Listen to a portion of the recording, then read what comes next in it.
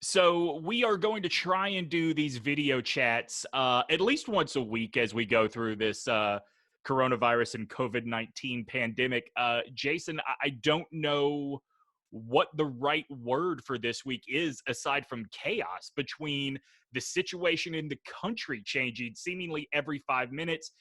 And this week, like one by one, we saw several radio companies. It's like, Adams claimed today, and then Beasley claimed today, and then Intercom claimed today. But every day was bad news for the radio industry. Look, that's where we're going to be for a while. Yeah. We posted the story this morning that John Oran broke about Disney expects furloughs to be coming in 2 weeks. Yeah.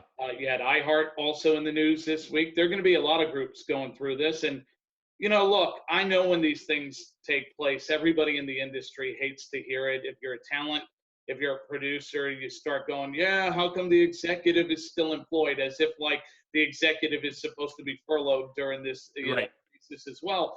It's bad news. But if you just look outside your door, you'd see why it's happening. This is uncommon. This is not, a company has decided, hey, we didn't have a good enough quarter or year and our stock's down, so we're going to lay people off. No, the advertising business is gone right now. And if the advertising industry doesn't exist, what are stations supposed to do, unfortunately? They've got to cut expenses. Mm-hmm. And so now what I'm hopeful of is that this is a short-term issue, because those who are smart and invest in radio do so with a long-term mindset. If you're doing this thinking about the next 3 months, that's the wrong plan. But if this thing goes on as it is, Demetri, for what, the next 6 months? Yeah.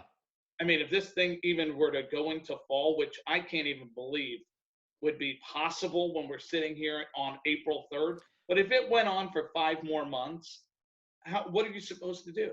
No, look, I've told you this. Selling buildings and transmitters and stations and everything. It's chaos. Yeah, I mean, I've told you this several times when we talk privately during the week. And I've told friends this that ask, because my wife's a doctor and she is, she's a hospitalist. She's on the front lines of this stuff. And she's very much hammering home, like, it's going to get worse before it gets better. And if the world out there is getting worse, I mean, radio is, in the grand scheme of things, to us, obviously, it is a priority. But in the grand scheme of things, it is such an insignificant casualty in all of this.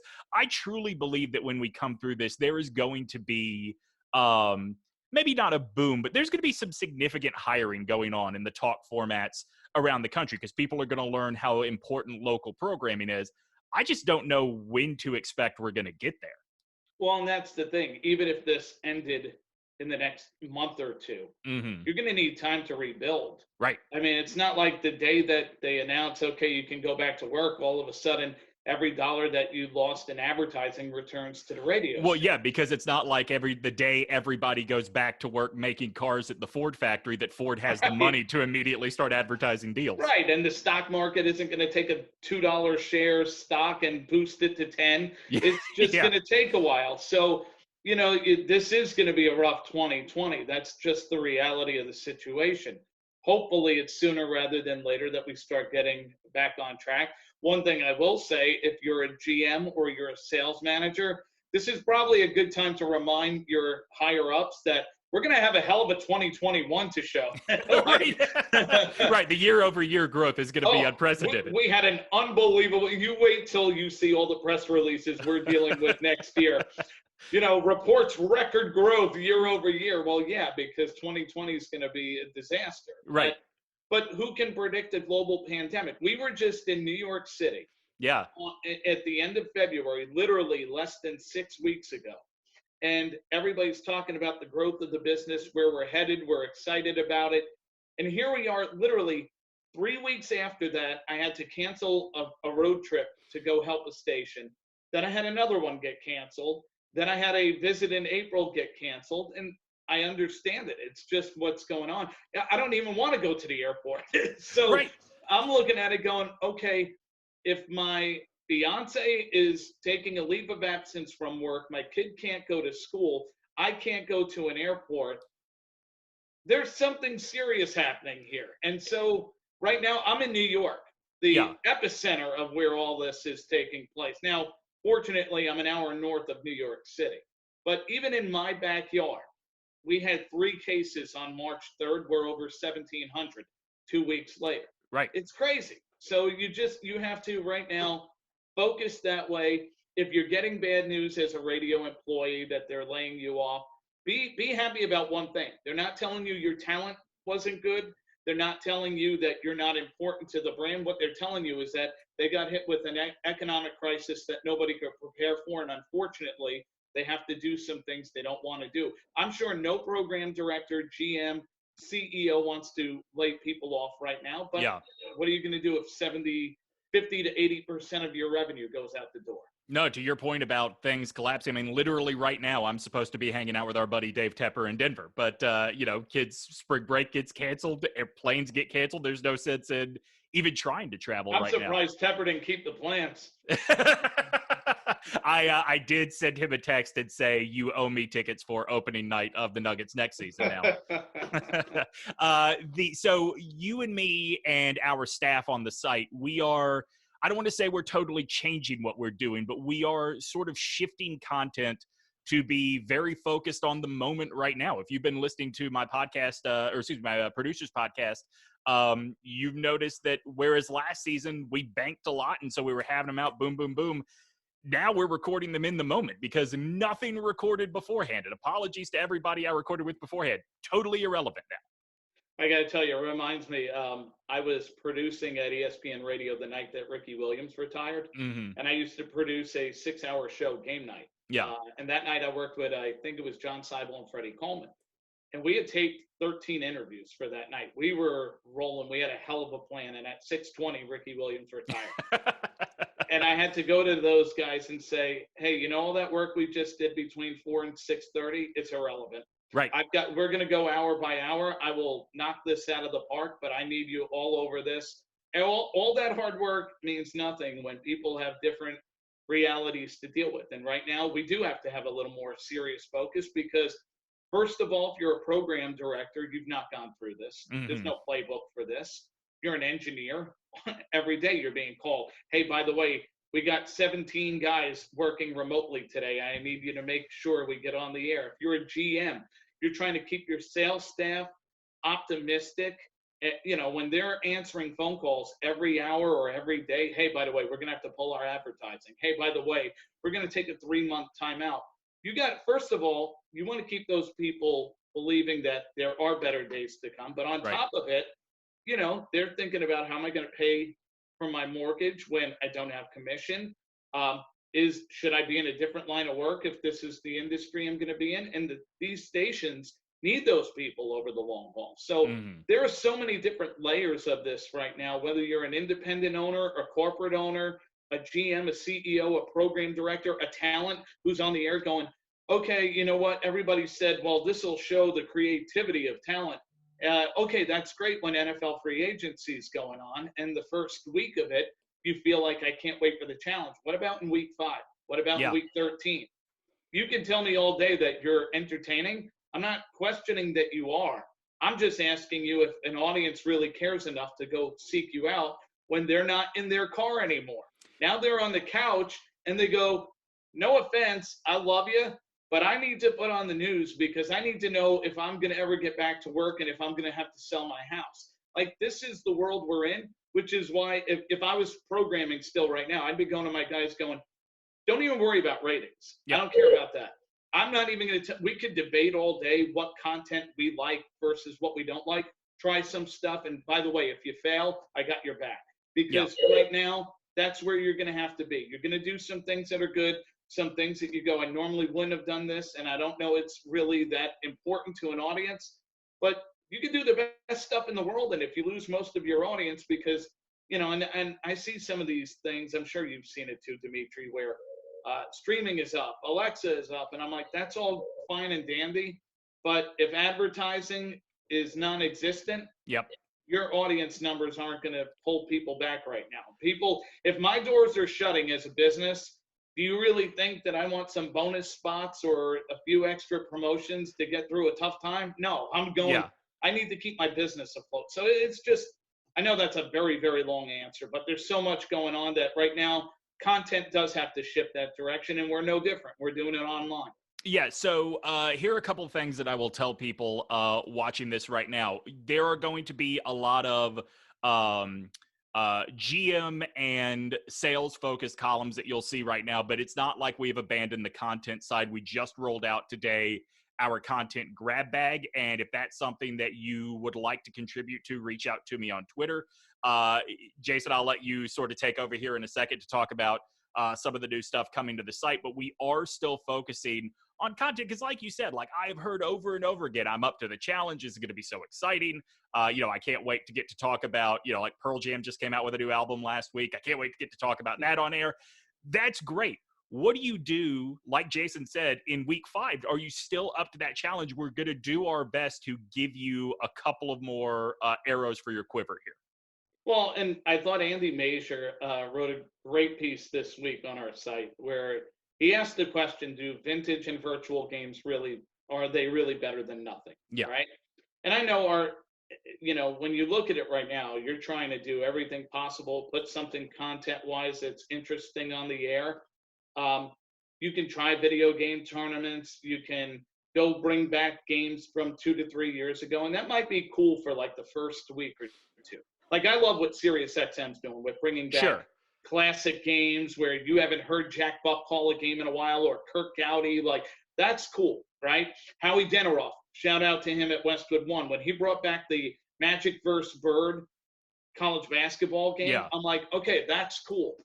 But I don't know that over the long haul, if we're doing this for 3 or 4 months, I don't think you're going to be able to do enough of that and keep people putting a radio on. So that said, I wouldn't say not to do it because I don't think there's an answer one way or another right now. You're just trying to make the most of what you can. And look, if you can retain a play-by-play client by doing that, then that's even more the reason to do it. But what you're touching on with some of the content, we will always still have content and a focus on programming things, because just as sales are going through challenges right now, GMs and executives are going through how to keep their business afloat right now.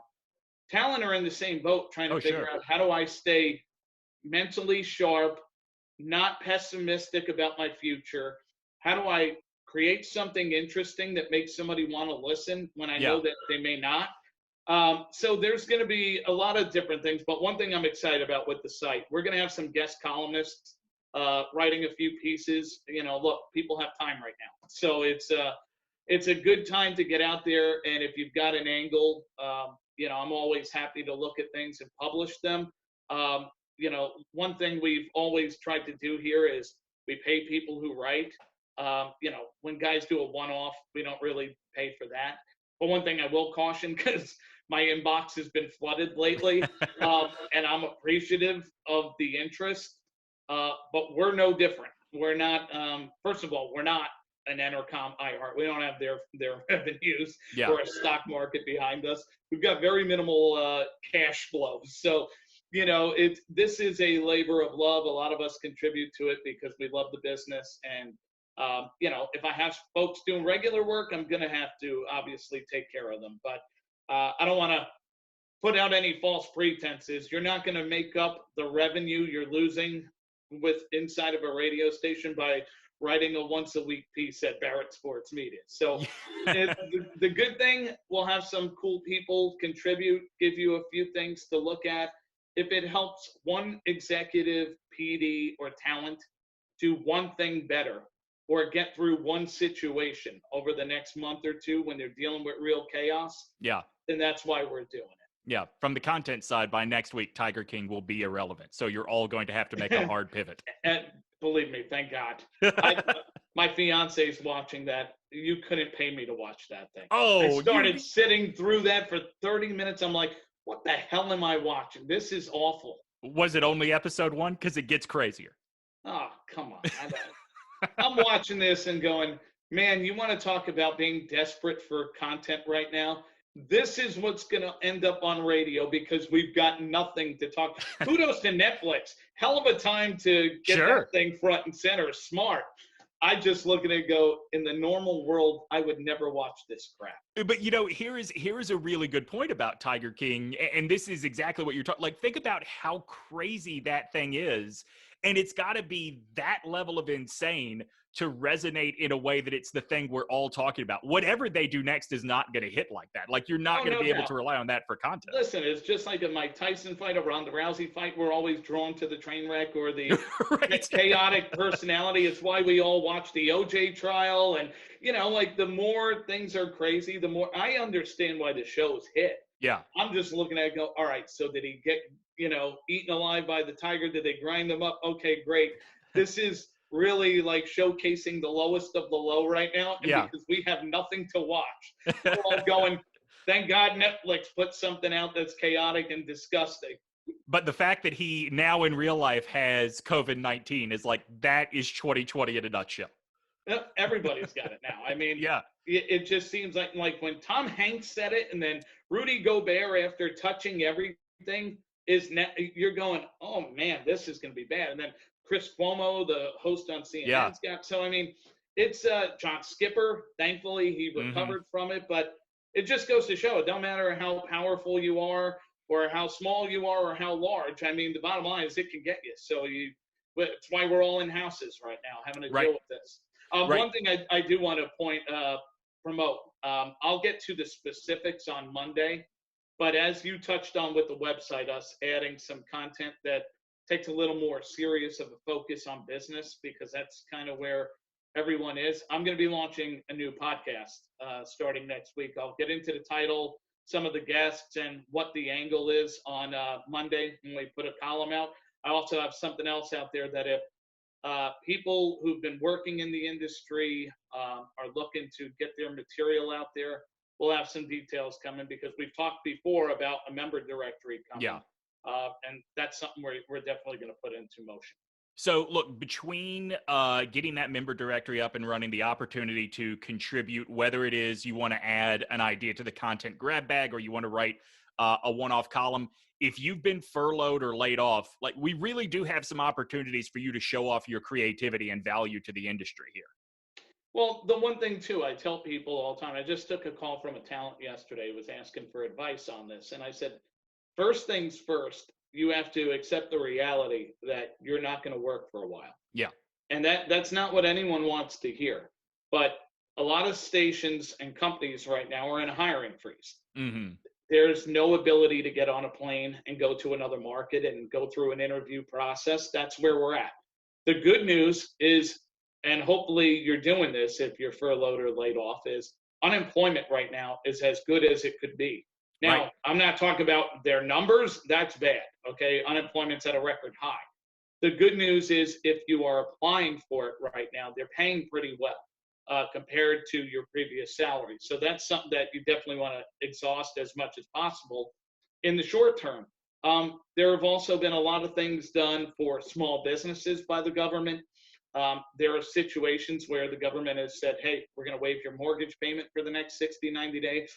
If you lose income, but you also lose expense, you're not as in a rough shape as you normally would be. You have to look at all those things right now.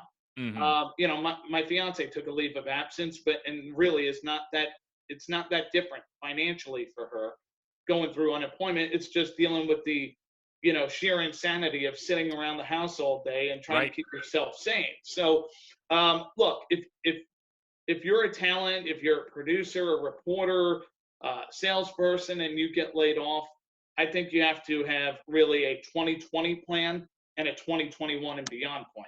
Yeah. And 2020 plan it's about surviving chaos for a little bit. Make sure you got your unemployment in check. Do some things creatively and use the time that you're down to make sure that when you are able to get back, you're not starting at that point. Like if you're a talent, you should be doing a podcast, a daily video, have a YouTube channel, get out there, show people why. Because look, when this thing opens up, you're going to have 1,000 people looking for work. Mm-hmm. Why would I hire you over the other 999? Well, use the time to build your brand a little bit. Use this time to build some relationships you haven't pursued in the past and connect with new people. Because if you don't do that, it's one of the reasons why I don't want to be a shill for BSM, but it's one of the things that I always tell talent producers. I go, if you have an idea, hit me with it. And if it's good and we think it'll reach an audience, we'll put it out. It ain't about pleasing me. It's about who the content reaches. Right. You want 50 PDs and, another 50 executives to know you exist and have something interesting to share? Or do you just want to sit back and say, well, I'm talented, they'll find me when it's time? Well, you can do that and maybe it'll work, but I'd rather bet on the other way and say, hey, I've knocked down every door that I can. So when the situation comes up, I have a shot to get back on my feet. Yeah, for sure. So hit us up if you have any of those ideas. You can find both Jason and me on Twitter at Sports Radio PD for Jason, at Demetri Ravanos for myself. We're going to keep posting stuff. Like Jason said, use this time to develop some other media skill. If you have never turned on a video camera before, now's the time to learn. You've got nothing stopping you. But stay tuned to the site. And anything else you want to leave the people with, Jason? I'd just say we'll do this again next Tuesday, the day after the Sports Center anchor. Very good. That's been a lot of fun. Matt Barry's social experiment has been pretty impressive. So Tuesday, I'm sure we'll have some things to talk about. But big stuff coming on the site next week. Monday morning, I'll have a column out there talk about the new podcast, some of the details on the member directory, and we'll get back at it next Tuesday. All right. We will talk to you then.